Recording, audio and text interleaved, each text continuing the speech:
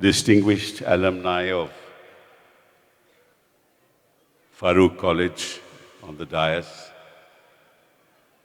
old students of Farook College. Before I start, let me congratulate you all for the Diamond Jubilee of Farook College. You are 75 years old, so is India. So will I be in the year 2023. So it's a great occasion for me to be here. Congratulations. When I think of an institution, especially when I think of a students' association, especially in the context of education, it always is a matter of great pride that the association is born out of the traditions of the college. When a college is set up, it has a particular tradition. Those who set up the college have a vision of what the college should be like. What are the values that students of that college must imbibe in the environment in which they interact with each other?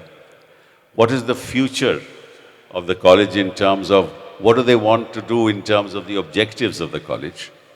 So it has a cultural milieu within which a college is born, and the students are part of that cultural milieu.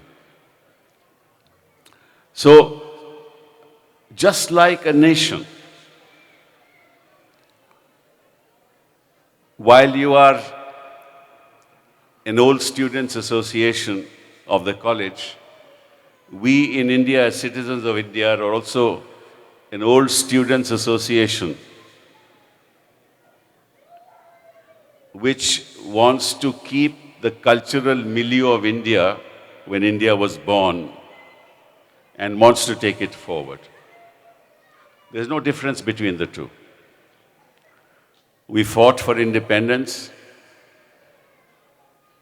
We shed blood for the cause of independence. We sacrificed our lives for independence, those who did. And we are bearing the fruits of that struggle. But the fact of the matter is, we citizens are an association of people, born in the milieu of the seeds that ultimately led to a constitution of India under which we are hoping India to move forward. But when we look at our constitution, the first thought that comes to my mind, and that was the objective of this association which framed the constitution, that India was hoping to deliver justice, social, economic, and political in our country. And 75 years down the road, we ask ourselves this question: is there social justice in India? Is there political justice in India? Is there economic justice in India?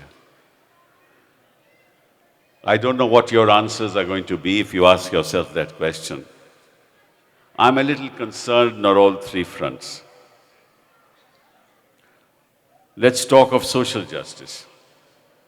In the context of social justice, atrocities against the marginalized continue. In the context of social justice, the caste system and all negative aspects of the caste system are tearing asunder peace and tranquility. In the context of social justice, Adivasis, the marginalized, the minorities, the scheduled castes, the scheduled tribes, they too have not been able to realize their dreams when India became independent in 1947. You have incidents that take place every day across the country which pain us, that after 75 years of independence, we've not been able to ensure that all sections of society live with dignity. When I talk about economic justice, the concern is even worse. We talk about a $5 trillion economy. Our neighbor China today has an $18 trillion economy. We promised a $5 trillion economy by the year 2022. And I think that's been postponed now. Probably they're hoping that we'll achieve that in 2024. But $1 trillion really don't matter. GDP doesn't really matter. What really matters is what 1.4 billion people earn in this country, namely what is the per capita income of these people. And there the problem is that about 800 million people earn in our country about 5,000 rupees a month. Now 800 million people means the population of Europe and the United States of America put together. That's the kind of population in India which earns about 5,000 rupees a month. So what's the point of talking about GDP and a $5 trillion economy unless we're able to make sure that 800 million people earn at least 50,000 rupees a month? And the assets of our country, the wealth of our country, is slowly being concentrated in the hands of a few. Our national assets, or a majority of our national assets, are controlled by 1 or 2% of the people of this country. So where's the economic justice? And economic justice comes about only when children, when they move out of an institution, can get a job so that they can earn. That an MBBS student, I went to Russia many years ago, and as a minister, and I was being taken around by somebody who was an MBBS student. And I asked him, I said, look, you've got an MBBS degree, but why are you the one who is actually escorting me and telling me about various tourist places? He says, sir, I can't get a job. MBBS students can't get jobs. Graduates can't get jobs. Postgraduates can't get jobs. They are willing to work as peons. That's the state of the economy. When you talk about political justice, the situation is very disturbing. And I don't mean just in the context of the power center in Delhi, but also in the states. There is a cabal of politicians who control the state. They use the state machinery for their own political ends. Politics is not about aggrandizing power. Politics is about serving people. Very few politicians actually have a desire to serve people. They have a desire to actually try and get close to the power centers and have agendas which are entirely political in nature. I don't mean to criticize any political party. I'm not here to criticize either the party at the center or in the state. But the nature of politics has become this since independence. So where will you get political justice if elected governments in our country are thrown out through processes of defection by alluring people through money or other means? Which other country in the world does this happen? That an elected government, elected by the people of the state, is suddenly thrown out because the law of defection doesn't work and people are bought over. What kind of politics do we have in this country where speakers of legislative assemblies are not willing to decide, are willing to actually support the party which has put them on that chair? What kind of political justice will we get in a country when the governors are the long arms of the state? What kind of political justice are we going to get? What kind of political justice will we get when the Enforcement Directorate is going to target only the opposition? What kind of political justice will we get when the Central Bureau of Investigation is only interested in targeting certain people in the opposition? Where is that political justice? And what is that dream that our constitution makers thought of? The dream of having justice, social, economic, and political in our country. Where are those people? Where are the leaders of our country?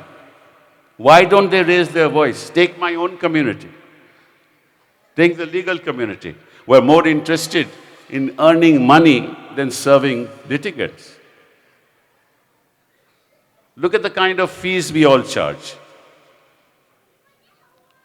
A doctor, a lawyer, these are professions which serve the people.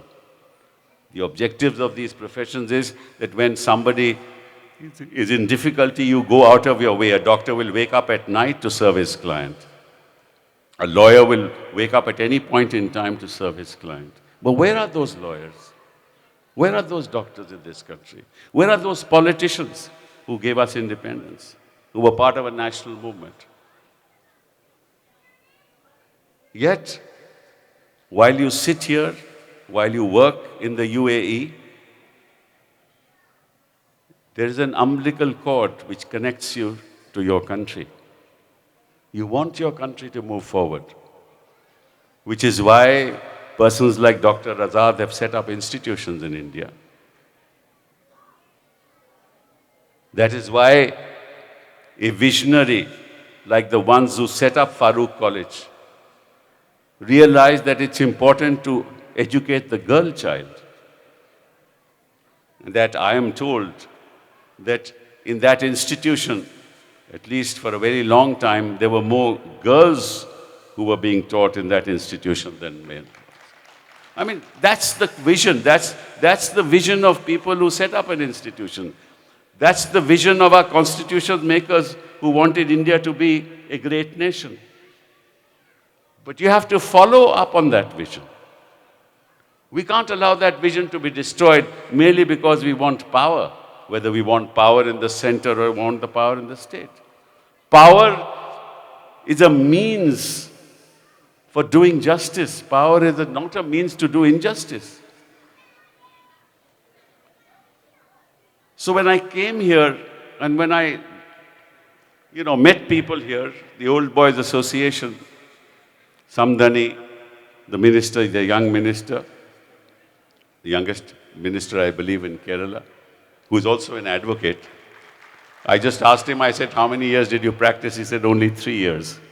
Then I went straight into politics. It's a good thing to go into politics, but never lose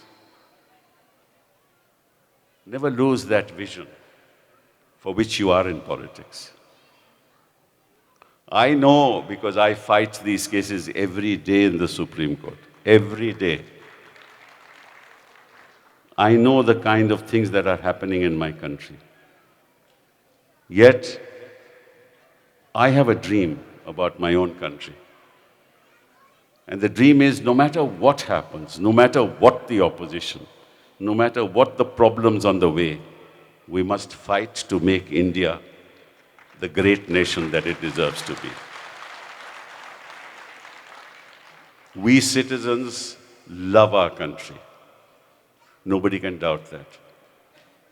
But the fact of the matter is, like an old boys association, you may have differences amongst yourselves, but you are still that association. You are still together. We have differences in politics, but we are not together. We need to be together. The powers that be in the state or the center must never forget that the only way that association, that great association which made India what it is, can only move forward if we listen to each other, if we talk to each other, if we have a conversation with each other, if we consider minorities to be a part of the nation, if we consider Adivasis, scheduled caste, scheduled part of that association. The moment you create you look at somebody else in the context of your own desire to be where you are. And I've always said this in many public functions, I said, the best conversationalist is he who doesn't talk, but listens. He's the best conversationalist. Why? Because he listens to understand so that his thoughts can be modified by what he learns from others. We have stopped listening. We only talk. Look at the kind of conversations that take place in our media, on television. Look at those conversations. Nobody is willing to listen to anybody. Even in your association, you may have, you may have an election. You listen to each other because you know that you are a unit. But that stopped. People have stopped listening. Look at where you are sitting today. Look at the vision of that man. 50 years.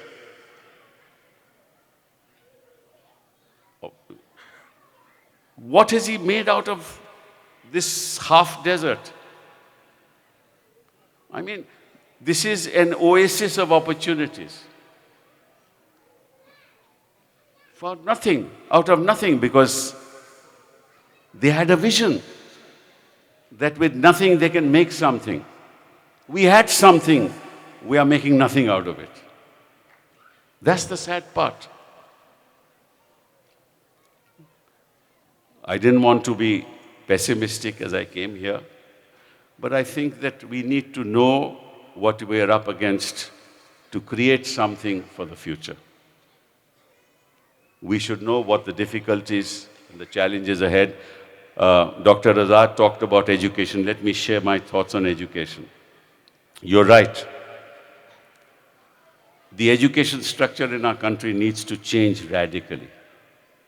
But sir, when you talked about foreign universities, let me tell you something. No foreign university is going to come to India. I tell you the reason. Why would anybody invest in infrastructure in India? Nobody is going to invest in infrastructure. What's going to happen ultimately is that Indian entrepreneurs who are close to the powers that be will set up that infrastructure and have foreign universities bring faculty once in a while or do long distance learning. Because nobody has the time to travel nowadays. The time has come for you to start associating through long distance learning with universities in other parts of the world. I tried this experiment when I was education minister, HRD minister in Delhi itself. We have Jamia in Delhi, we have the IIT in Delhi, and we have the Delhi University. So I decided that I will set up a course with the IIT, with Jamia, and with Delhi University, the best students of those universities in a particular course, and give them a degree of all the three universities. And this would be a course in virtual mode, and then the degree will be granted. But the advantage, of course, with that is that the faculty is here. The problem with foreign universities is that the faculty will be somewhere else. Now that challenge is an enormous challenge. And remember this, foreign players in this want money out of it. If you go to the United States, it's a money-making machine. Education is a money-making machine. It costs 60, 70 lakhs to actually per year for education in the United States. School system in the United Kingdom is a money-making machine. You take it from me. But those people have vision. I'll give you a short story because I won't really take too long. Very interesting story, sir. I went to a school. And this is how education must change in India. I went to a school and they invited me for lunch. At lunch, I saw some students serving me lunch of the school. So I asked the principal, I said, look, why are there students serving me lunch at school? He said, sir, The fact of the matter is that everybody doesn't want to be a mathematician. Everybody can't be a mathematician. Everybody can't be a doctor. Some of these kids want to be chefs. And school decided to set up an international caliber kitchen in the school. And we teach them how to cook. And that will be part of the degree that they will get. And he said that while they are serving you at lunch, in the evening, the public is allowed to come to this hall will be turned into a restaurant, and these children will cook and serve the public and earn money out of it. This was part of school curriculum. Imagine how people are thinking to ensure that their children, when they move out of school, get employment. This is what we need to do in this country. But in this country, we are controlled by syllabus, controlled by exams. Remember, each child has a genius in him or her. Each child, what the teacher needs to do is to find out that quality in that child, so that that quality can be nurtured for the future of the child. But teaching here is based on what you learn in chapter 1 and chapter 2 of a book, not allowing the child to discover himself or herself. And today the world is in the hands of the child. If you have an iPad with you, you can access the world. Allow children to access the world. Let us look at children through the eyes of children, not through the eyes of the state or the teachers. Let's not have a new education policy that looks at how we will teach children. Let the children teach you, because they know better than you. This is just about education, sir. We can do a lot of things in many other areas, but we need a visionary. We need someone to think of India, not to think of themselves. Someone who should realize that politics is just a means to do justice to the people of India. Justice, social, economic, and political. Thank you very much.